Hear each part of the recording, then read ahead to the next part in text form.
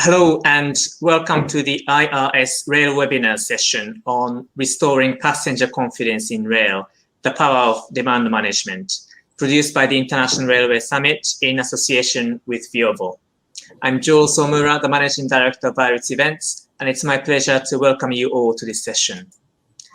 So at the last count, we had over 180 people from 41 countries registered for today. Welcome to those of you attending our webinar program for the first time, and welcome back if you've joined us before. How to restore passenger confidence remains the single biggest concern for rail and public transport operators, according to a network of sector leaders. Last year was the year of panic and quick fixes for many operators. This year, after trial and error and sharing of best practices and data across operators and authorities, we have a better understanding of what works and what doesn't. Operators are faced with a dilemma between the social distancing requirements and the commercial need to increase passenger numbers. One solution is to manage the demand so that the morning and afternoon peaks are eased and passengers are more spread out throughout the day and throughout the transport system. So how can we manage passenger demand? This will be the topic for today's debate. I'm delighted to have the support of leading opinion makers and innovators as speakers with us today. In particular, we are grateful for the support from Veovo for the second time, which allows us to provide this important debate for anyone to watch for free. Veovo is a leading expert in transport passenger flow management. Many of the world's key airports and now also a growing number of train stations rely on Veovo to monitor, analyze, and predict passenger flow. Before COVID, their solutions were already vital in creating better passenger experience, minimizing delays, easing pressure at peak times, and increasing retail revenue. But during the pandemic, you can imagine how crucial their solutions have become for maintaining social distancing, avoiding bottlenecks, and nudging passengers to behave in certain ways. So I look forward to learning about Veovo's data-driven and AI-powered approach from their General Manager, Peter Knudsen, shortly. I'm equally grateful to Juan Tebar from Madrid Metro, Marc Guigon from UIC, the International Union of Railways, and Frank Ibe from Transport for London for sharing their expertise with us today. This is an interactive session. You're invited to participate proactively in this discussion. So the audience members can see the chat screen to your right of the screen. You're welcome to provide some comments there or say hello to other attendees, etc. So do make use of that. There will be a Q&A section next to the chat, so you can ask questions, and Karsten will pick up as many of those questions as possible during the panel discussion. You can also vote for other people's questions, and so the more popular questions will be are more likely to be picked up by Karsten. We'll be running a couple of polls today, so do look out for that, and it's your chance to voice your opinion during this session. And handouts, there's a handout section where you can download the speakers' presentations as well. So do make use of these features. And right at the end of the webinar, after the session's finished, there will be a evaluation form that you will see, or if you will also get the evaluation form via email after the session. We'll be grateful for your feedback on the session. So do share your experience with us. We are tweeting live during this webinar. You can follow us at Rail Summit, and please use our hashtag IRS Rail Webinars. If you enjoy the session, do continue the debate on Twitter and LinkedIn. Now, it's my pleasure to introduce you to our guide for today, Dr. Karsten Lotz. Karsten is a partner at McKinsey & Company, and he leads their global transport infrastructure work. Within the transport sector, Karsten specializes in rail, and he's, and I quote, deeply committed to advancing the railway industry, unquote, because of its environmental credentials. As early as June last year, Carsten co-authored an article on restoring public transit amid COVID-19, what European cities can learn from one another, where he introduced best practices from various European countries and cities on how to prepare for a possible spike in passenger numbers post-lockdown. So Carsten is certainly well qualified for today's debate on restoring passenger confidence in rail, the power of demand management. So Carsten, over to you. Thanks a lot, Jules. Thanks a lot for having me. It's a pleasure and an honor to moderate this debate with those four people who are probably way more qualified than I am, who's from the external world trying to consult and to help and to think through certain challenges. I'm looking forward to our discussion. What our clients have been telling us over the last year is indeed what you mentioned, Jules. It was a lot of firefighting, and now there's a lot of uncertainty going forward in terms of what will be the overall volume of demand, what will be the nature of demand. We already see that certain areas, more industrial areas, are coming back more or less on the same level as before. On the other hand, business districts see still empty trains and metros. So I'm really looking forward to hear your perspectives today. From all of you, two people from two cities, from metros, the solution provider, and from UIC, the more long-distance, high-speed perspective.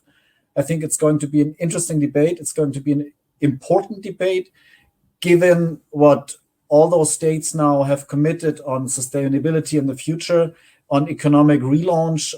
I think we all know that we are dependent on public transport, on rail especially. People like me, people like you, we could afford private transport. If we want to have inclusive, sustainable transport for the future, we need rail. So I'm really looking forward to hear your perspectives, how we restore confidence and how we can use demand management to do so.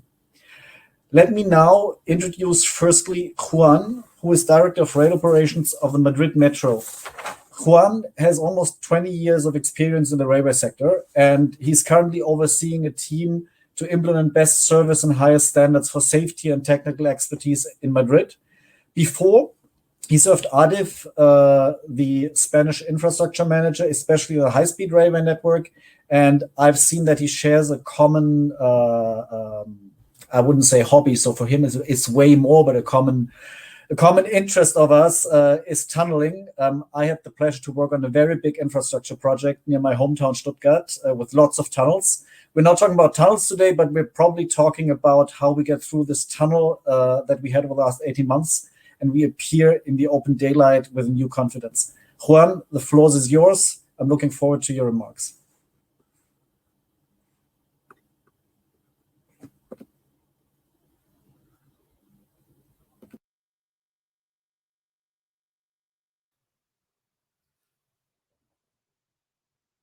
Good afternoon, Carsten. It's a pleasure to be here today. I will speak about rebuilding passenger trust, managing demand during and after the COVID-19 pandemic from the Metro de Madrid experience. Today, we will talk about Metro de Madrid, COVID-19, and how the pandemic has impacted us, as well as what we think the future will bring. First of all, let's introduce ourselves. Metro de Madrid has over 7,000 employees, more than 300 stations, almost 300 kilometers, and 2,400 cars, with an annual ridership of 677.4 million journeys and 2.5 million passengers per day in 2019. And then COVID-19 arrived and a contingency plan was put in place. The service was provided according to the requirements of the authorities, maximum of 3 passengers per square meter, increasing cleaning and technical modifications such as the automatic door opening. We also increased signage, including vinyl flooring, seats, or doors, to enforce interpersonal distancing, as well as improvements in the app to increase information provided to the users. We believe information is the key, reinforcing the message and ensuring our passengers are aware of the situation. Within our stations and depots, we reviewed our cleaning consistencies and cleaning products, increasing our annual cost by 7 million euros, as well as establishing procedures for reporting COVID-19 cases to ensure that the virus spread was monitored. Our trains were disinfected daily with virucidal products, protective products with antimicrobial properties were applied on most use areas. During 2020, more than 70,000 cleaning operations were performed on our fleet, increasing our annual cost by 5.5 million euros. And so we started living the new normality. As of May 4th, 2020, the masks were mandatory and the Madrid population started to experience changes on their daily routines. Metro de Madrid operating hours returned to normal, as well as the reopening of all accesses and customer service centers. We also took care of our employees, testing 7,000 employees for COVID-19 and supplying hydroalcoholic gel and masks. All this had a cost. The COVID-19 economic impact was important. Our cost associated to COVID-19 went up to 22 million euros, while our income decreased by 37 million euros, of course. Despite the economic situation, alternatives were sought because the public transport must be the engine of the economic recovery. Our demand took a deep plunge. In this figure, you can see depicted in orange the 2019 daily demand versus the COVID pandemic demand from March 2020 to June 2021, depicted in blue. The blue line shows how in March 10th, 2020, there was a general lockout in Spain trying to stop the spread of the virus. So the public transport fell down to almost zero. Our minimum was 69,491 journeys on April 5th, 2020. After the lockout was finished, the ridership started increasing to 1 million journeys, and we were expecting after summer 2020 it would have increased to 75% of the 2019 daily demand. However, the second wave came, then our demand didn't continue growing and remained on 56%. During 2021, our demand is slowly recovering with a positive trend, increasing 1% every 2 weeks. We are currently at 67% of the 2019 demand, and we are expecting to reach an 80% recovery by the end of the year.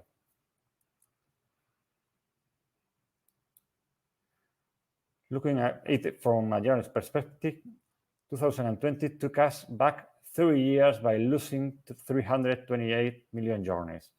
We are expecting to recover 100 million journeys on 2021 and continue to grow on the following years. In order to manage demand, carefully planning the operation is needed to ensure compliance with the sanitary restrictions and interpersonal space, adapting operation to increase service offer despite loss of demand, and trying to modify customers' traveling routines. For this,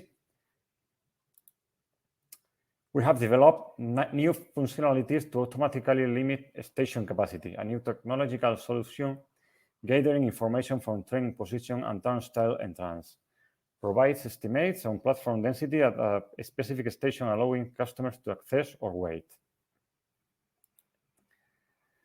These estimates are available and information displays, public address system, and the Metro Madrid app. Our customers can interact with Metro Madrid and gather information on the network status and the service provided. The Metro Madrid app is available both for iOS and Android operating systems and is also multilingual, including information from other transport operators, bus, light rail, or train. Specifically for managing the COVID-19 pandemic, the following functionalities were implemented. Information on the status of the selected station, they are open or closed, information on next train based on current location of user, and information on board passenger density expected.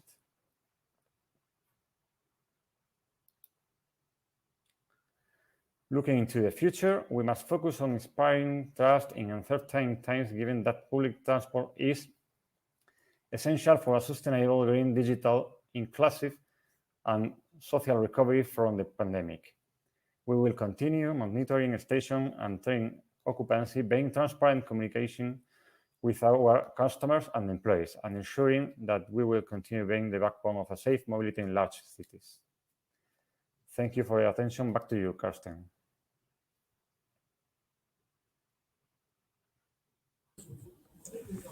Thanks a lot, Juan. This is very impressive, I must say. So I don't have the personal experience over the last 12 months of visiting different public transport systems across Europe like before. But if I compare this, what you've done with what I've monitored and what I've seen before, this is an impressive jump in technology implementation and use of technology to provide safety for passengers. So congratulations on that one. I think we're now having a poll to prepare Marc's presentation. And Jules is going to help us on that, right? Yes, that's right. Thank you, Karsten. So if we can show the first poll, please. Yes. So the audience members, if you can respond to this question, how long time will it take to restore the confidence of travelers in rail transport? It's already restored, or it will take 1 year, it will take 2 years, or 5 years, or it will never be restored. So if you can select one of these options, in terms of your view on how long it will take to restore the passenger confidence in rail transport. And if you can let us know in the next 10-15 seconds, if you can respond to this question, how long will it take to restore the passenger confidence in rail transport? And while we wait for your answers, let me introduce Marc, who now joins us also with his camera. And yes, maybe, I think I can do that here, right? Like this, you can see us better. Marc is the passenger director and the coordinator for the COVID-19 Taskforce at UIC, the International Union of Railways. He's responsible for passenger activities, including the development of high-speed rail all over the world, for railway station, ticket distribution, regional and commuter train services, and tourism in trains. So a vast responsibility, which depends a lot on passenger confidence in railway in the train. You are also responsible to coordinate UIC for the Latin American region, which has specific challenges, which I had the opportunity to observe and discuss with colleagues over there. Very happy to have you here. Looking forward to your presentation.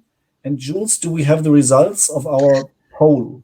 Yes. So we've got most of the people responded. If you haven't responded, if you can respond now in the next couple of seconds, and then we'll close. Yeah. If we can close the poll, please. And then you can see under the polls section, if you go to polls and then closed, you will see the result there. So very close competition between 1 year and 2 years. I think 1 year is slightly higher, 39%, and 2 years at 35%. Your comments, Karsten and Marc. That's an interesting result. We had the discussion this morning that people were coming back pretty soon after 9/11. So the memory is a short one. We have our own research done from the McKinsey Center Future of Mobility, where we looked at how would people like to travel after the pandemic. And you had a significant drop 4 weeks in March, April last year. And then we went our way back for each wave, and we're basically now at the same kind of behavior as before. So I'm pretty confident. I was more on the 1 year. I don't know, Marc, where are you on those 1 to 2 to 5 years? Yes. So I voted 2 years myself in this poll. Thank you, Jules, for that to have given that. But I think it depends on a lot of factors. The confidence of travelers. We do not have to mix maybe the confidence and also the way of taking the trains. It is different for that. People can take the train without any confidence on the trains. So it could happen. If it was last week we had a webinar with UIC members from Africa, from all the continents, and they told us that for them they will resume their traffic between 2022 and 2025 it depends on the country. So it depends all around the world on the countries. For me, I think I'm not sure that in 1 year there will be restoring of confidence of the travelers. We see that now with the Delta virus. So I'm not sure of that. That's why I've voted for 2 years. But I think never. Okay, I think there is one person who has voted for never. But okay, why not? Great. So, Marc, the floor is yours. I think Jules, you're bringing up the presentation. Yeah, thank you very much. Thank you very much. So I will speak on how the Veovo undertakings can have been and will also restore confidence on rail. As you said, I am also the coordinator of the UIC COVID-19 Taskforce, and we have just launched, we have finalized a white paper on the new normal. That means a situation which is stabilized after the pandemic when one of our concurrent or competitor on that. So I will present the UIC. I think a lot of people know UIC around the table. We are the railway association in the world with 205 members in 95 countries. So I am now, as you said, responsible also for Latin America, and I will be responsible in 2 months also for the Middle East region with mainly Turkey, Iran, Jordania, Arabia Saudite, and other countries. In UIC, we are organizing. There is a poll which is arriving. I'm sorry, just now. So I will. Okay. I'm sorry about this. If audience members, if you can answer randomly just to get rid of the screen, we'll launch again. So we'll start from fresh later on. So apologies for this. No problem, Jules. Thank you to give me the floor back. So we are five main departments: rail system, passengers. So I'm responsible for passengers, vector, freight, and fundamental values with security, safety, and others. So when we speak for restoring confidence, we need what are the dreams of the passengers. We can say the expectations, if you like, of course, safety, security, of course, new working habits. So you have seen everywhere in the world, not everywhere in the world. I can say that also that there is remote working and also new online meetings. Cleanliness is important also for that. New services, we can speak about that. And which is important also, it's now there is individual, environmental, and social awareness concerning transport. Clear information, comfort, seamless travel, and be in control for the travel. The railway companies themselves, in order to restore confidence for their passengers, they have carried out a lot of analysis and a lot of studies. In the last UIC COVID-19 task force, there was DB, the German Railways, who has presented a study concerning lockdowns and concerning the incidents in Germany. There was also one study concerning the difference between the risk to take the car and to take the train within a pandemic, and it is more risky to take the car. Each company has set up a task force, and also if you want that the passenger will feel safe, the staff has to be to feel safe also. So they have also a lot of companies have given antigen self-tests for the operational staff. Which kind of solutions they have proposed for the customers? Of course, because it is mandatory in a lot of countries to wear masks in the public transport. with hand sanitizer dispensers in the railway stations and in the trains themselves. The self-test in some stations. There are some countries which have also set up some vaccination centers in the stations. Cleanliness is important for the passenger. If the station is dirty, the customer will not have confidence. So the staff has to show that they have they will take care of the passenger, and that's why there are a lot of people which is cleaning all the machines, all the things which can be touched by the customer.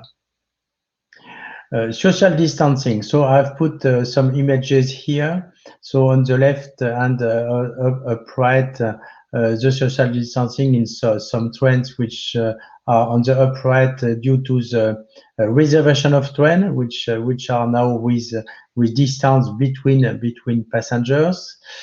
But what could be interesting also, not to that the passenger will be afraid to take the train with that. I put an image coming from Latin America from a webinar we had last week with all the countries of Latin America and with an orchestra within the train. So we will go in that, and also the companies have highlighted the fact that the ventilation is very important in the trains. So also to make some publicity concerning that. It is what said the SNCF on the right, where everywhere there are these kind of pictograms saying that the regional trains and the high-speed trains also are safe concerning the air, and less 5 minutes to change the total air of the car. On the left side, it is coming from Japan East Railway, where they also have a lot of improvements in their car concerning ventilation.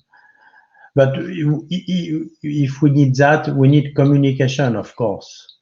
Communication is very important. If you do not give communication to the customer, he will not feel safe. Communication, you can have two types of communication. So communication with the risk, which is upper, and also communication which is railway communication for leisure, so that you forget everything. So it is like that, and it is amazing, this picture on the left with some paintings on the floor, and also Trenose for Greek railways, who has given that to me for this meeting. Information of client. So there are a lot of companies who have provide information. You have to provide information, which can be information on public media, which can be information in stations, information in the train, which will be very clear, with pictograms, with short message, with visual communication, and also information for everybody. It is the picture on the right with the Spanish train with deaf people. Digital applications are very important for that, for a lot of things. First is to avoid physical contact, of course, during the check of the ticket, and to when you pay your ticket, contactless payment, to inform the passengers on everything. What is seamless for the passenger, decrease the risk and decrease the feel of insecurity in the train. Information also can be given in the apps. You see here 3 apps from Swiss railways, Japanese railways, and Danish railways here to give how the train will be full. What is the occupancy rate of each coach? So and also there are information concerning, it is not here on this screen, concerning also the occupancy of the railway station. So people can choose. You know, now with the remote working, people can choose their time. They will go to the office and they will also choose the time when the station is less occupied, with less people in the station. So there are apps saying that with sensors in the coaches, or with artificial intelligence concerning the trains and how the trains are full. I said seamless travel. What is important for the passenger is to forget everything. Forget everything. That means the ticketing, for example, has to be integrated ticketing with the same ticket with the plane and train. We are doing that in UIC with same ticket with train and public transport, with ticket exchange up to last minute. It has been given by ONCF, the Moroccan Railways, the picture below. Proposing marketing new offers to attract the teleworkers. So the teleworkers are very important. There are three types of passengers. There are the teleworkers, there are commuters first. There are people which are going to business and leisure. It is the three things, the three categories of passengers. So to facilitate the customer experience in station, so you can facilitate with a lot of things like station office, like hotel, station desk, connectivity, and so on. Yes, I know I have to go fast now. So there are also, what is important is comfort, accessibility, of course, within the stations. And it is one of the last slides. It is what we have done, and you can take the address of www.uic.org/COVID-19. You will have a lot of documents in 5, 6, 7 languages, from French, Spanish, Portuguese, Russian, Farsi, and other languages for what we have done. And what is important at the end is to grow awareness for leisure, more attractive stations, night trains, and environmental concern. Thank you. Thanks a lot, Marc. Impressive how you help railways across the world to exchange and to define best practice measures. Myself, I had the pleasure to experience some of them, and I must say a lot of visibility and transparency has developed. Now I'm handing over to Peter, and it's a specific pleasure for me to come to know Peter, because now I finally know who's managing passenger guidance in Schiphol, which I always consider to be a best practice example how to guide passengers if I compare to different airports that I have known. Peter is not only working with Schiphol, he's also working with a lot of different airports like JFK, Luton, IFC, and others, where to help them to have data-driven insight to plan and optimize their operations and their customer experience, which makes in crowded areas a lot of a difference.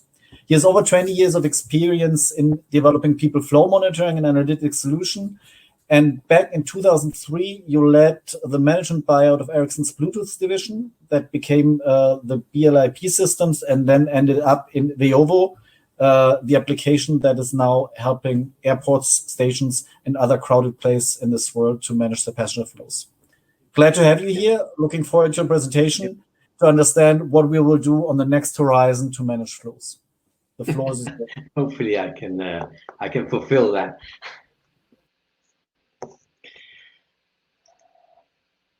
Yeah, I don't know if it's me or just I don't have the slide. Can you pull up the slides for us? Yep. Just checking with my colleagues. Okay. My colleague's messaging that it's stuck. Let me see if I can. There you go. Yeah. The confidence is restored. Thank you for the kind words. Thank you for spending some time with us today. I'm going to talk a little bit about our experiences and what we think could drive passengers to a quicker return to public transport. Some of my thoughts on this subject was when I saw this graph coming out of New York.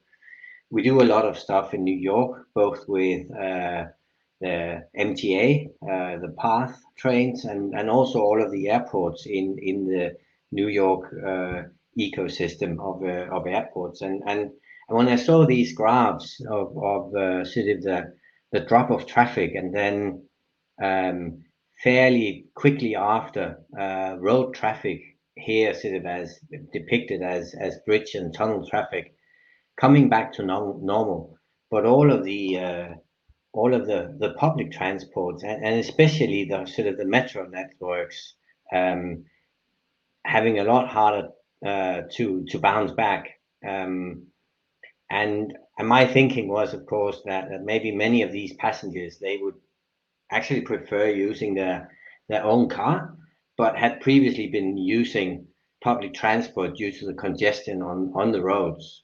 But if we're wait sort of for congestion to basically drive or force people back into public transport, I think it's going to take longer than sort of that 1 year that we saw in the previous poll.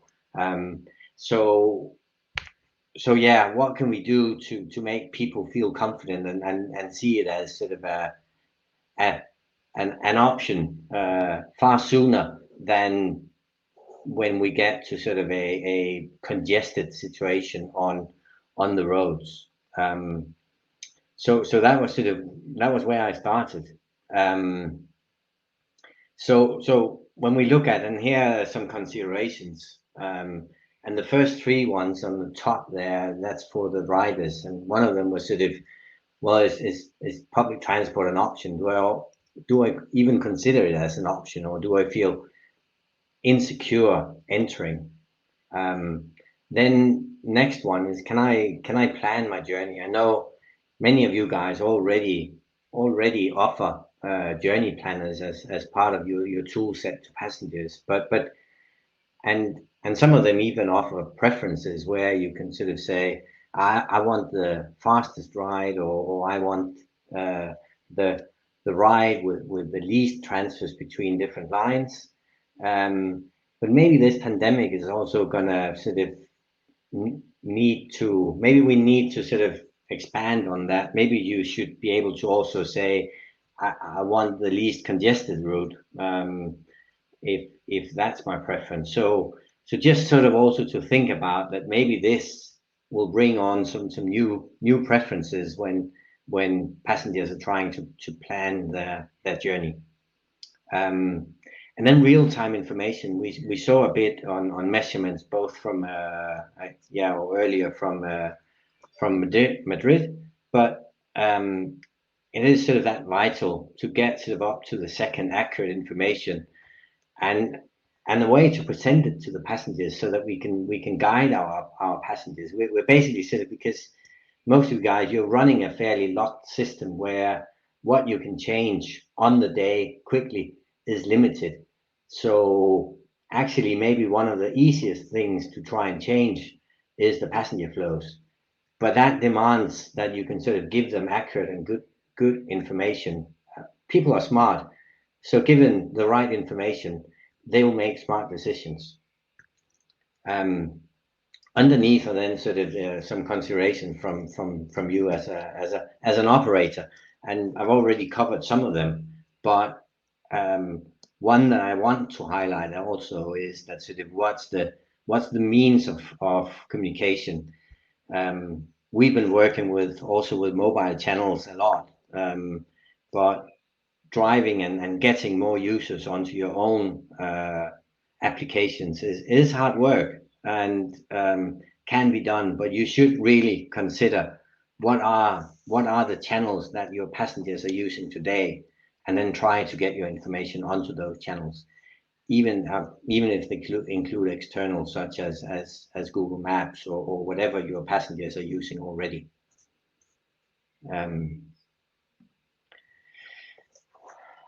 So this is sort of a more or less a timeline that we've been working on with some of the companies that we work with, some of the operators.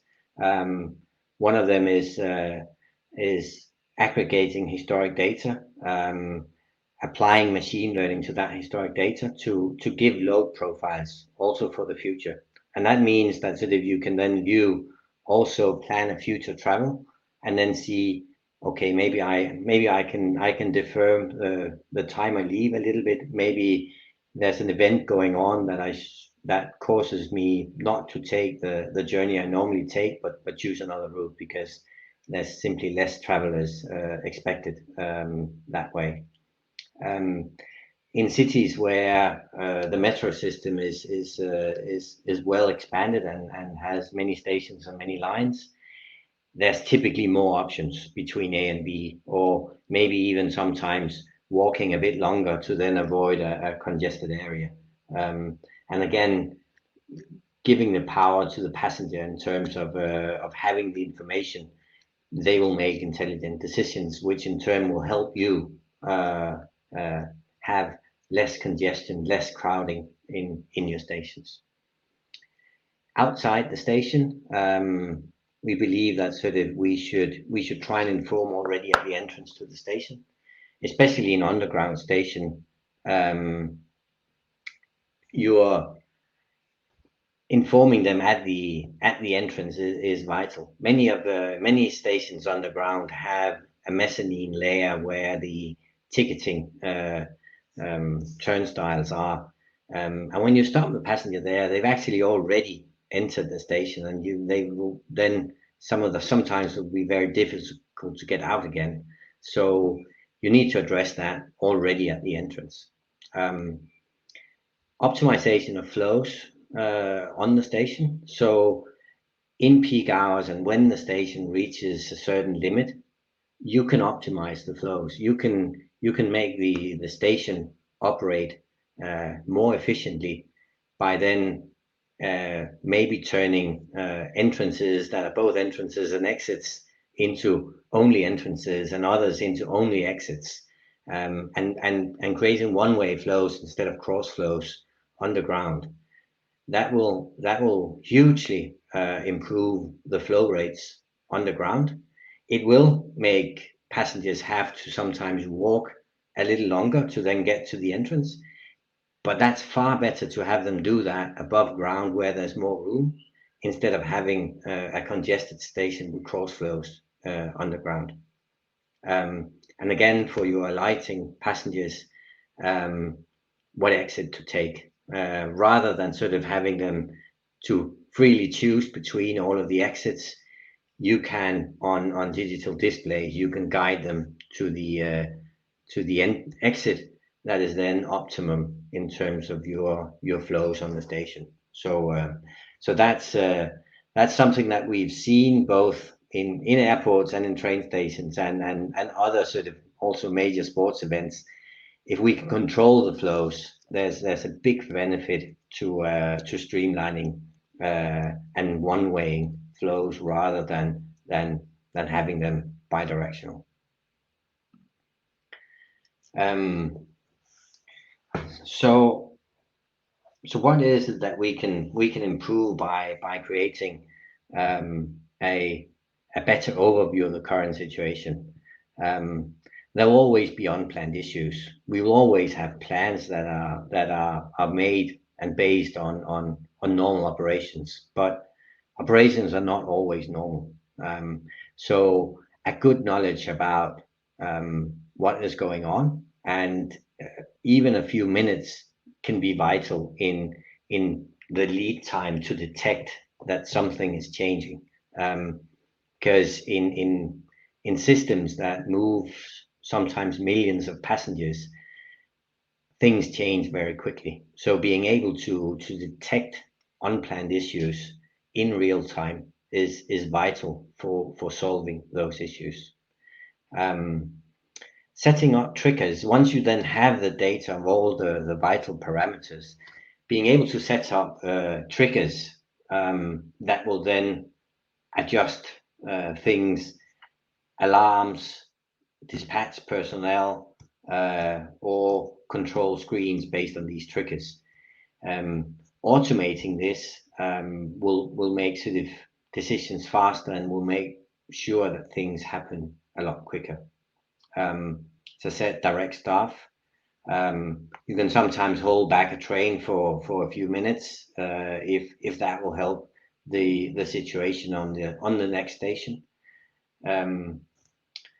Influence passengers. As I say, passengers are intelligent, so being able to giving them information in hand that they can take action on, our passengers will then make intelligent decisions and try and avoid a situation which is not comfortable to them, and often sort of make it easier for you to improve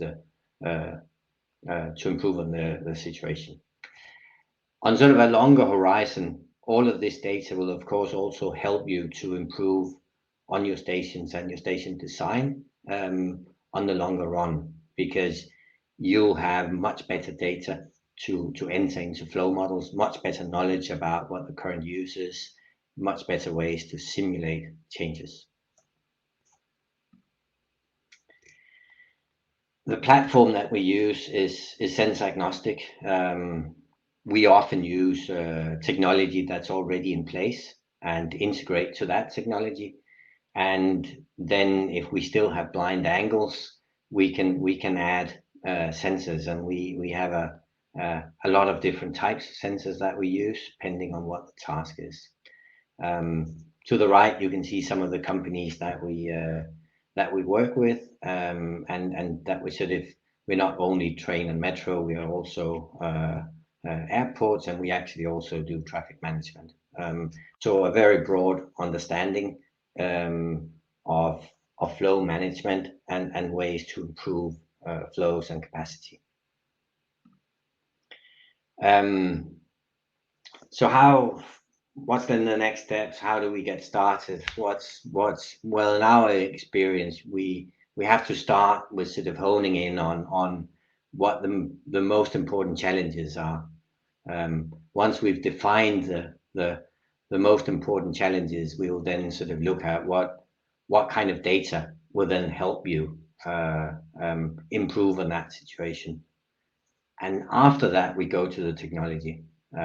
We think that it's very important to make sure that we're addressing the right challenges and that we've spent time discussing what will help us solve that challenge before we then go into the technical library of possibilities. Otherwise, sometimes you're locked into technology, but not sort of providing an answer to the real challenge. Then, of course, real-time and accurate data. We know from some of our operators that sort of data that's even sort of maybe 5 minutes old or so are considered useless for them in making decisions. So once we then know the challenge, discussing what's then the demands on accuracy and real time for it to be useful is important, because of course there's a tie between those parameters and both cost and technology that we choose.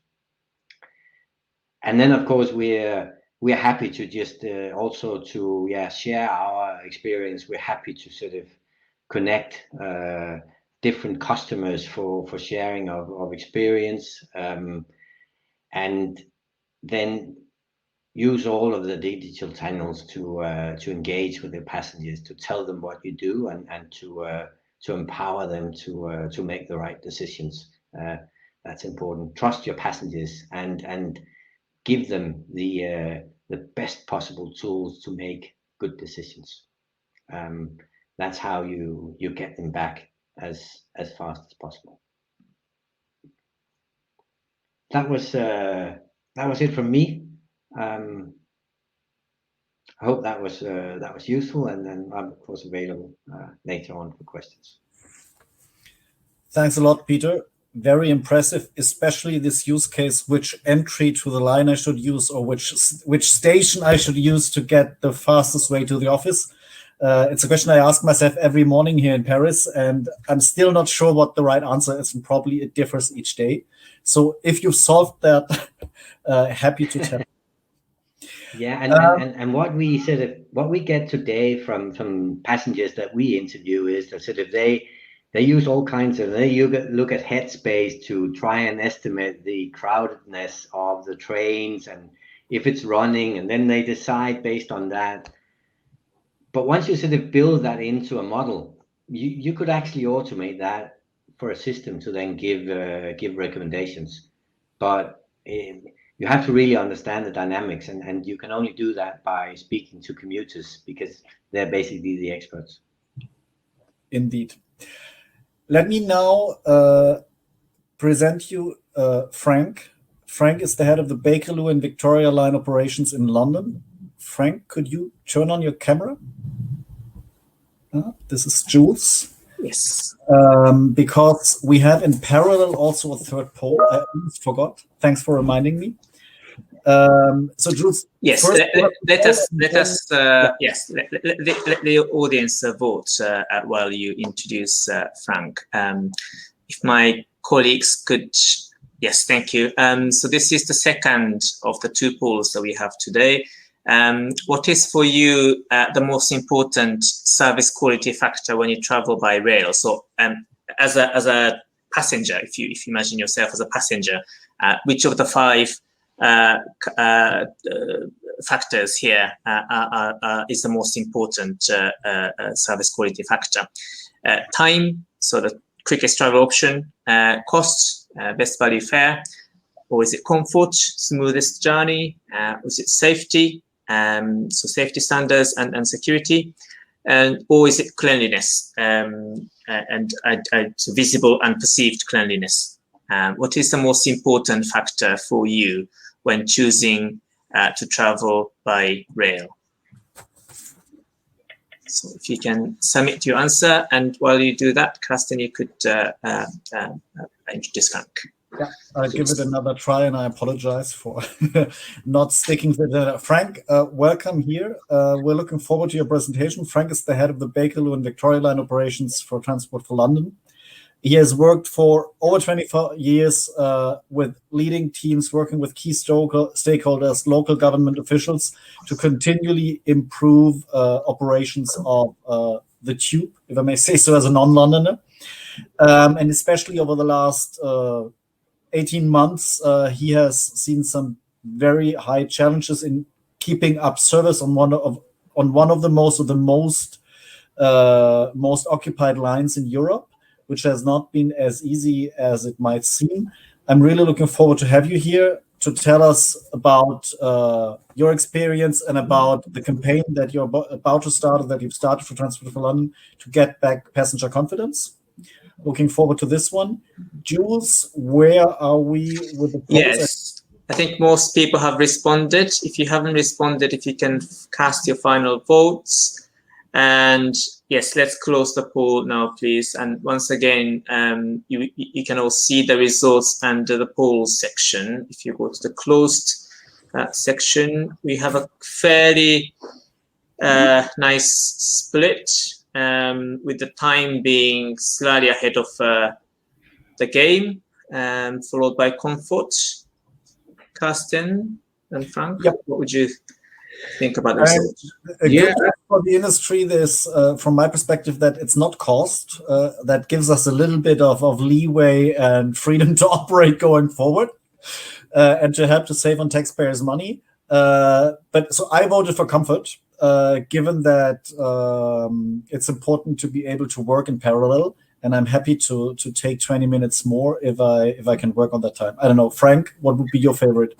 Yeah, so it's really interesting. So time was always the predominant. Trying to go through London in any other way other than the tube, it takes you so long. Time was always by far the highest. And so it's really interesting to see that comfort is there as well as safety.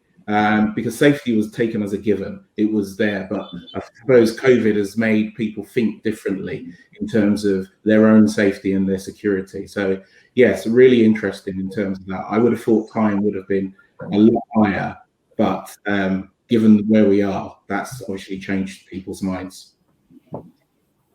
Thanks a lot for that comment. So now over to you to tell us how you connect emotionally with your customers to get them back in the tube. Yeah, so good afternoon, good morning, good evening, everyone. My name is Frank Ibe, Head of Line Operations for Transport for London. And just before I go into talking about how we connect emotionally with our customers to really restore back that confidence, just a quick overview of what we do in London Underground. So London Underground, the oldest metro in the world and probably one of the biggest also in the world, but just give a quick review in numbers. So 1,050 kilometers of track, 276 stations, 242 lifts, 448 escalators that are normally around 16 hours continuously, 16,000 bridges that have to be checked on a regular basis. One of our stations, Waterloo, pre-COVID, had 100 million customers in a year. We delivered 86 million kilometers of train travel in 2019. And for those of you that want to look at the maths on that, that's about 115 times from the Earth to the moon and back, or 2,200 times around the world. We've got 544 trains, and unfortunately it's really complex because we also have 8 different rolling stock, and one of the lines, which is one of my lines actually, the Victoria line, delivers a train every 100 seconds, which just really is a challenge in itself.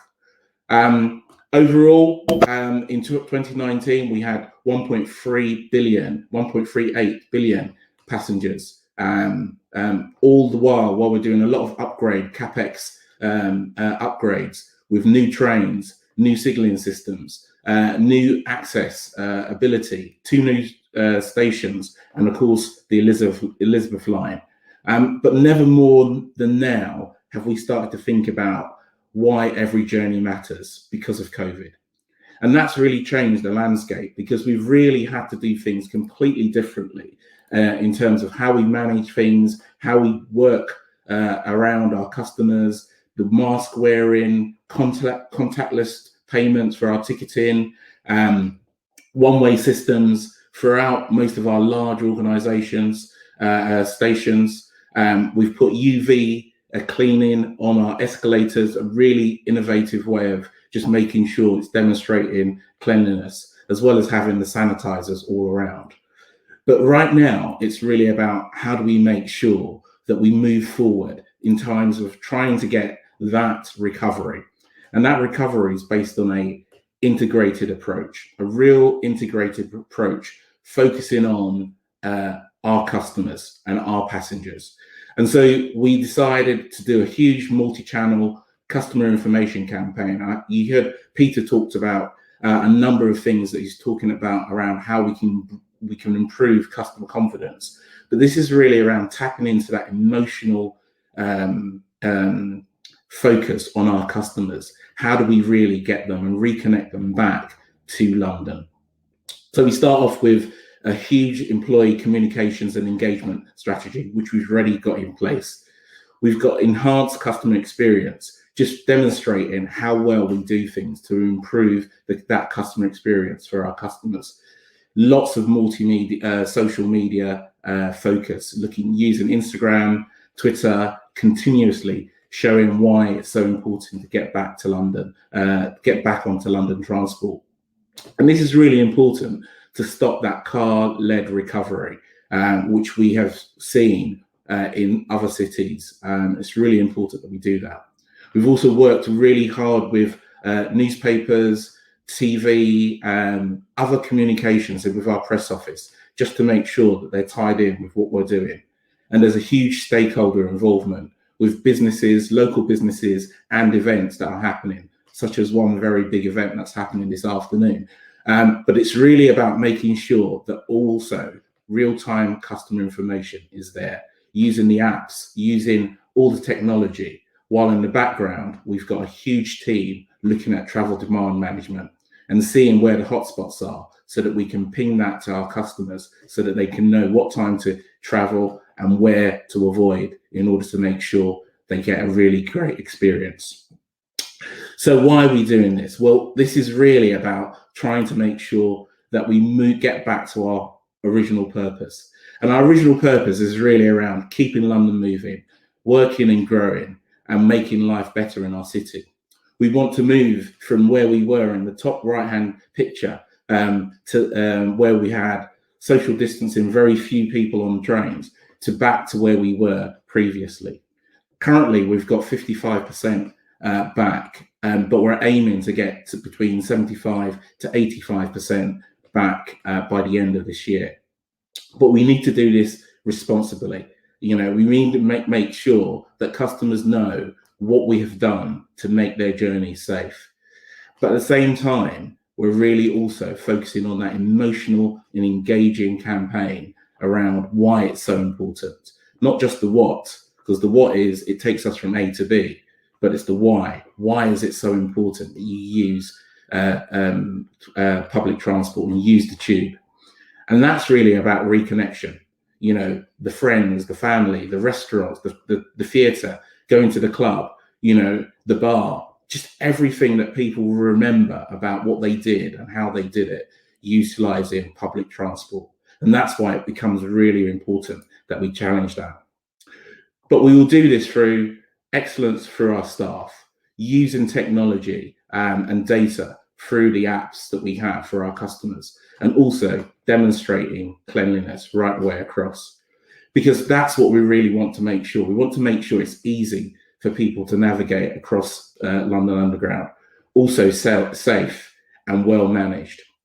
And that's why we'll be reminding customers of the reasons why this is so important.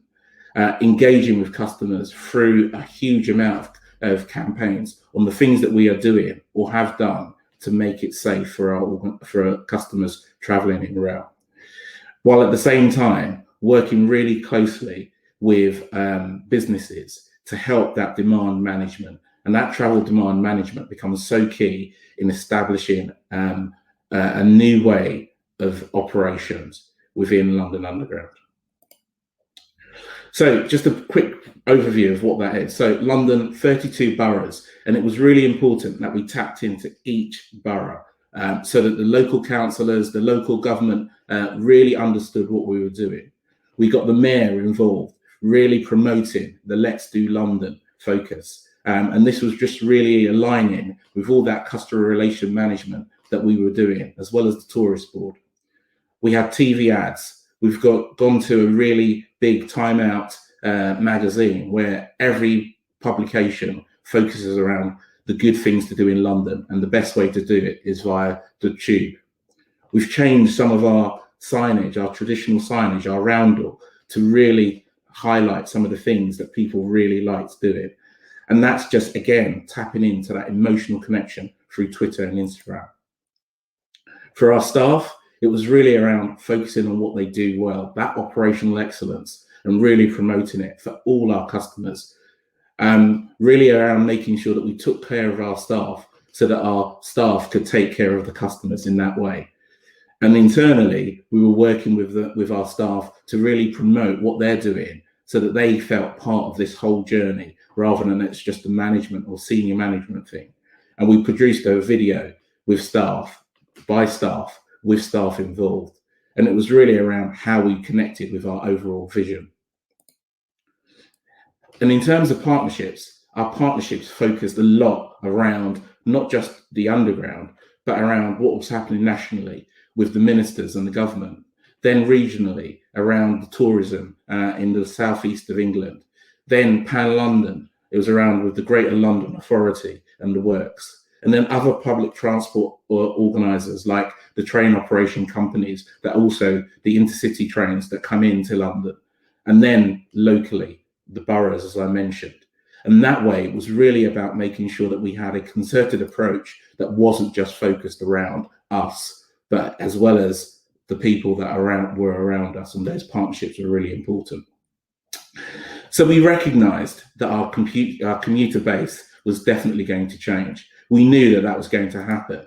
And so we really needed to try and make sure that, you know, as people started to go to hybrid working, our main commuter base was going to shrink. And so we needed to attract new customers, not just for the sustainability, but also for financial stability within our operation. And so the publication of the price and convenience in all our publications were really, really useful. And we got a huge amount of feedback from this. And you can see by some of the images here that we really focused a lot on trying to get that. And so far, we've seen a huge response. And since we started this campaign, I mentioned that we're at 55 back. Prior to this campaign, which we started in April, you know, we were at 32%. So we believe that the additional 20% was due through this campaign, which is still ongoing. I go back to that emotional connection, and that emotional connection focuses specifically on those things. So really it's around getting ready and what we could do and how we could get people ready. Because success in restoring capacity confidence is really going to be built on action, information, and perceived perception. And this is all about really just making sure that we have set out and aim to communicate a clear vision that translates into relevant actions for our people, our staff, that leads to a great experience for our new and returning customers. So thank you. Thanks a lot, Frank. It's impressive, especially those marketing campaigns that we are ready again. And I think we're, even if we're not ready, we are desiring to be ready. So everyone is waiting for that. Let me open the floor to everyone. Could you switch on your cameras so that we can start the panel? And I would like to start the panel with Marc. First question in your direction, because now we had two examples from Madrid and from London, which are obviously not comparable, but nevertheless two European cities. Even if you're not into urban transport, do you see differences in customer expectations and the return of customer confidences across continents from the UIC perspective?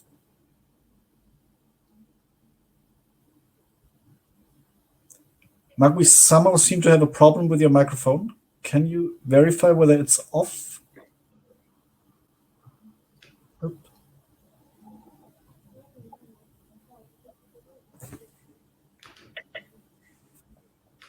No, we don't hear you.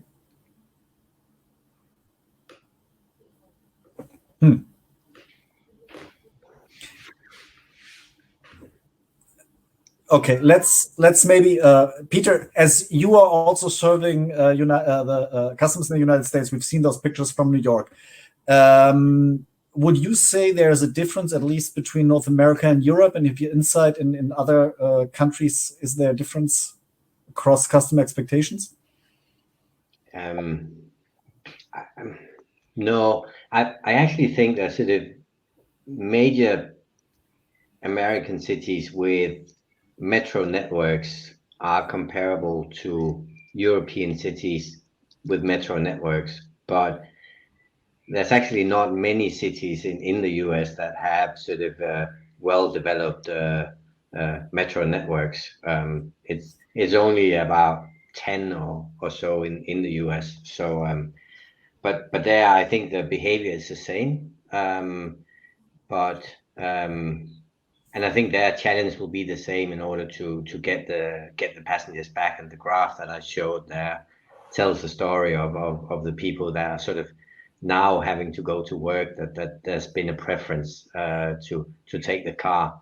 And yeah, and as Frank also said, we just need with information, we need to drive them back into the to the public transport options far quicker than sort of congested roads will do, because that will create all kinds of other problems for the city.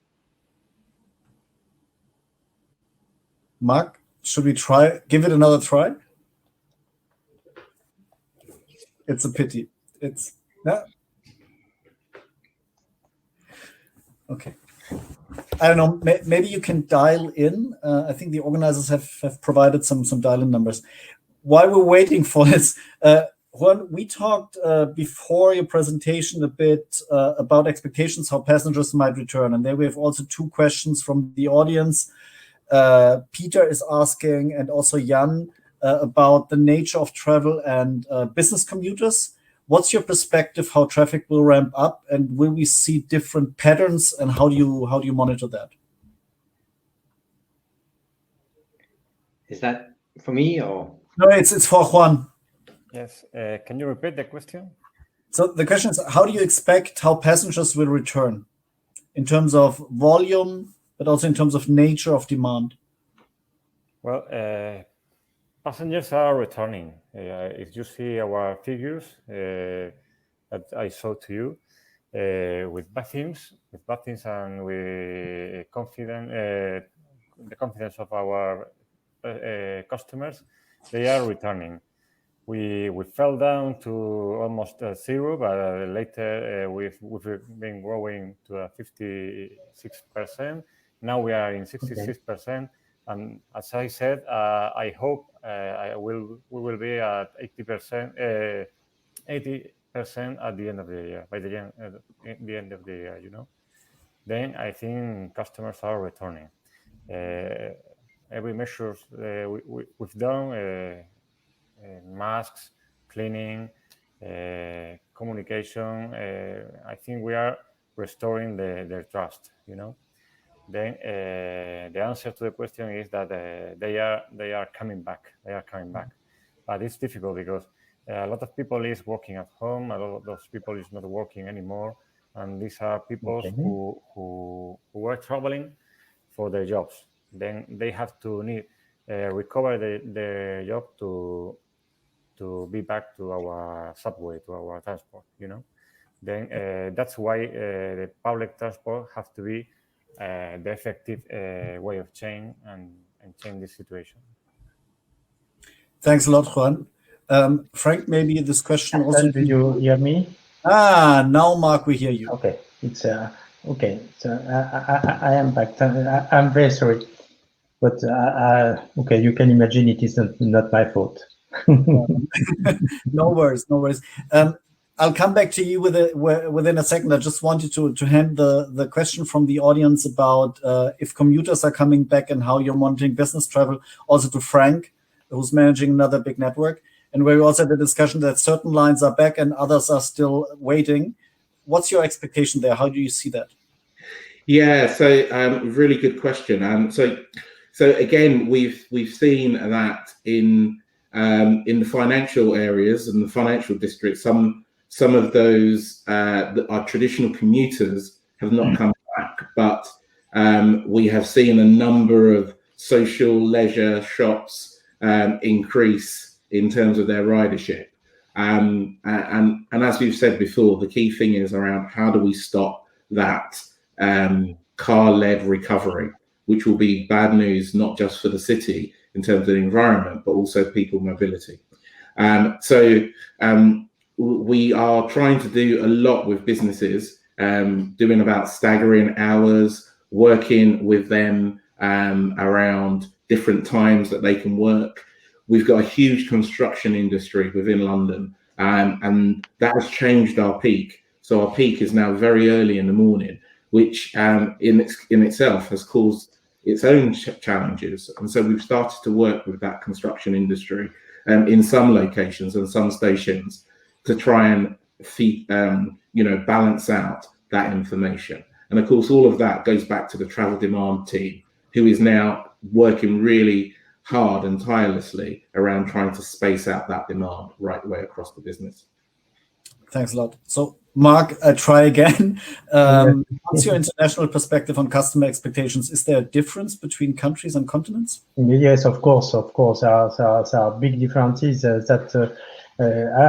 will give you some examples. You know that the pandemic was very short in China, that the normal situation resumed a lot of months ago, and people did not have the behavior to stay longer in the pandemic and do not have the old expectations are now. In Europe, I think everybody knows around us that the vaccinated people are less afraid to take the train, and in other countries like in India and Latin America, they are heavily affected at that. I see in the chat also there is a a question coming from Yasunari Nakajima from GR East. A very good friend, and hello Yasunari, thank you to be there. But they are very in advance for what they have done with their customers, with a lot of applications, and it is what he has written here also in the chat. A lot of applications to show the connection of the train, to show the connection in the congestion in stations and so on. Thanks a lot. And maybe Peter, you are the right one to ask that question. So part of the question from Yasunari is, what information do you think is effective in getting passengers back? What should they know? I think many operators are already providing sort of operational status of their trains, but I think on top of that, we need to provide occupancy of both trains and stations, not only in real time but also predicted for the future, so that they, before they leave or even sort of in advance, can start planning and say, okay, well, how should I do my travel? And the challenge, of course, is that this is complex systems with many dependencies across. So whenever you change something, it's going to affect major parts of the network, because the different lines are interdependent. So yeah, machine learning on historic data and the quick detection of issues is key here in order to give a heads up on anything which is not normal. It's very easy to aggregate what a normal Tuesday is, but what is a normal Tuesday, and is today a normal Tuesday? That's the difficulty. Thanks a lot. Which maybe leads to Juan. There's a question in the chat from David, which technologies you use in Madrid to track the passengers. There's also a follow-up question about privacy protection. But I think the more important thing, what I also found very impressive is, how do you identify when a platform is full? How do you identify when a train is full? And how do you get that all together to inform people? Well, Carsten, in Madrid, we do not track passengers. We monitor passengers flows and train density. We have been proposed technologies for tracking passengers, but we were not comfortable using them out of concerns with privacy protection. All developments we were engineered in-house and implemented utilizing as inputs in information from turnstile entrance and historic data to using big data technology, model flow models within our network. Thanks a lot. So that's also how I understood it, that you basically, track, quote unquote, you don't track the individual, but you monitor what's happening in the public spaces. Yeah. That's right. Frank, maybe if we go back to that situation of the most busiest metro in Europe, how do you make sure with those intervals of 100 seconds that keeps running? I mean, you have zero error margin to provide those trains, right? Yeah, absolutely. It is a bit of a challenge in terms of the Victoria line to deliver that. You look at it completely holistically. You're looking at what's the customer behavior. You're looking at the train throughput. You're looking at the station capacity, how quickly you can get customers onto the train and off the train. And you're looking at, from the control room, all the things that could go wrong, and really making sure that you've got a lot of data around, not just predictive data on the train, but also around how quickly we can fix it, because a small delay has a big knock-on effect. And so little things like mobile phones, people dropping mobile phones on the track, really quickly how our staff can deal with that, because phones are not cheap now. No one wants to leave their phone, but equally you don't want anyone going down to pick up your phone. So we've devised huge amounts of scenarios, and we treat every day and every peak as an event. So quickly, something like that will be addressed within seconds by the staff and the team. So it's all a holistic approach to looking at that. Excellence in operations, maximizing technology, delivering on our plan, developing our people, and safety and security. That makes it work. Thank you, Frank. Then there's a comment from Tony and Marc. I would like to forward that to you, because you also are responsible for train tourism. And Tony proposes to merge more the ticketing for events and public transport. Could travel, so the more broader sense, be a way to get people back on the train, to link that? How do you see that, Marc? Concerning tourism, concerning ticketing, you said? Tourism, big events. So basically they say, I link more the train ticket to my holidays, to the Olympic Games, to whatever. Okay. So maybe you do not know, but we have a memorandum of understanding with IATA, the airlines industry, and also with UITP, in order to develop integrated ticketing between rail and public transport, in order to have integrated ticket with only one ticket, one barcode with the train and the public transport, which can be also urban transport. We are developing that now in UIC, and I'm sure we will have that in around 2 years. Oh, interesting. We're looking forward to that. Peter, I was wondering when I have been seeing your solution and how you manage flows. There are certain areas, and I mean, you take your experience from airports or from stations, where we today have already huge capacity problems, where stations are packed. How would you address that situation? How much can data help there to ease peak times? And when will we really need to expand airports, but also stations? Yeah, that is interesting. In airports, sort of going to an airport conference and going into a track about expanding capacity some years ago, that would have been just like attending a building meeting for them building new terminals. But now most airports has been caught up by the city, and of course most train stations are already in the center of the city. So, and you can't just demolish a station and then build a new one. You'll have to sort of keep operating while building. So whenever you can sort of avoid building, but getting more capacity of what you already have, there's a huge economic benefit, and also a huge sort of save of lead time in getting that. And what we often see is that sort of one thing is a bi-directional flow, or sort of where you have passengers going both ways in a narrow walkway. Even worse is cross flows, where different flows have to cross each other. It's a very big issue, and it's a very big limiting factor in terms of how many people you can flow within a certain square footage.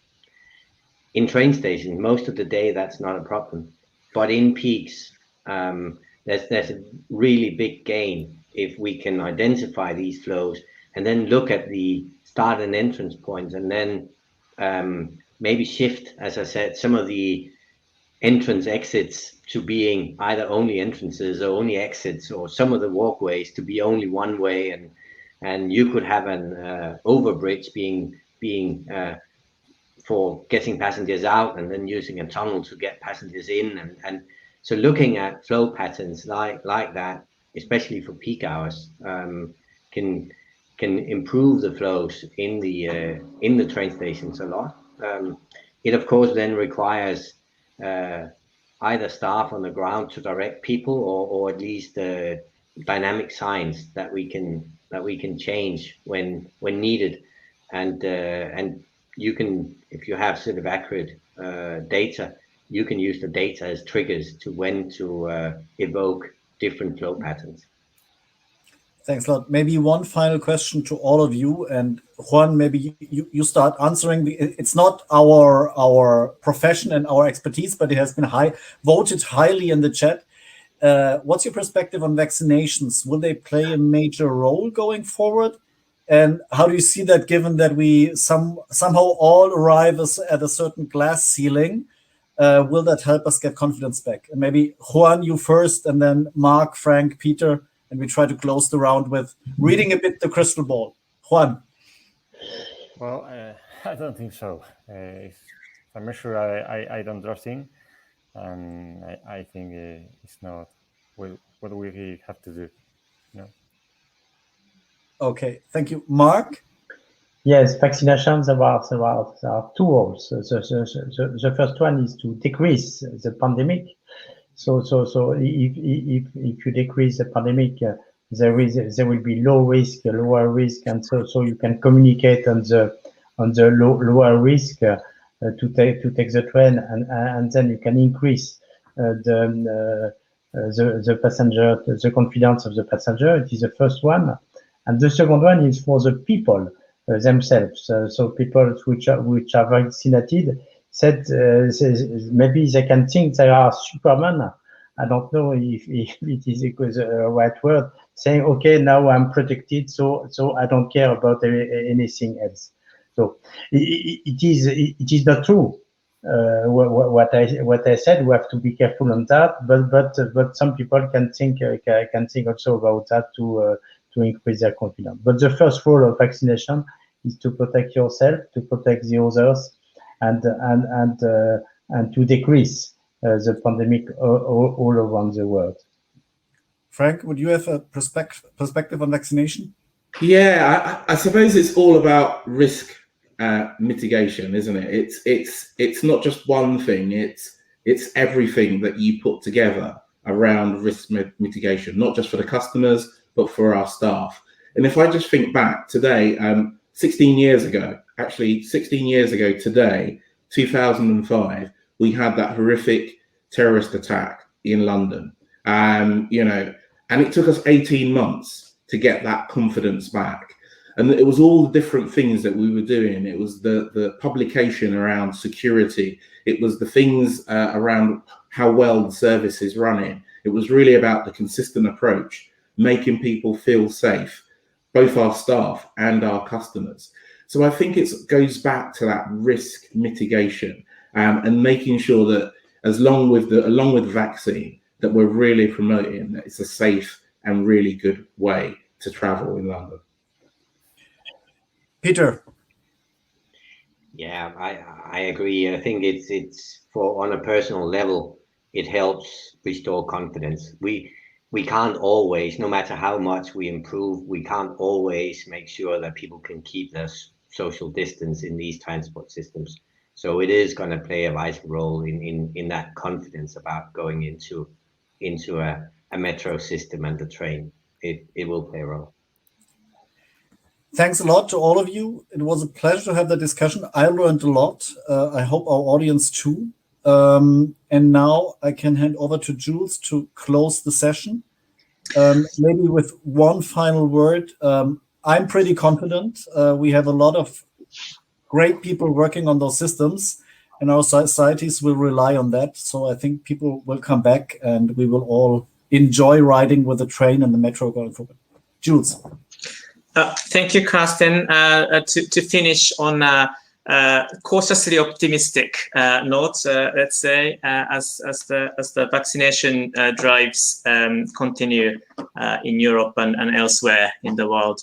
Thank you for this very insightful discussion today. I think we've all learned a lot, and it's comforting to learn from a passenger point of view. It's comforting to learn that a lot of the measures are in place and being planned as well. And let's hope that the day will come that we can all get on the metro and other the trains and other public transport with full confidence and so on. Thank you for the debate. today, and thank you for moderating quite succinctly this session, Karsten. I wanted to just bring the audience attention to the summit that we will be hosting next February. So with a bit of well, with a lot of fingers being crossed at the moment, we're hoping to go back to a physical event next February in Berlin.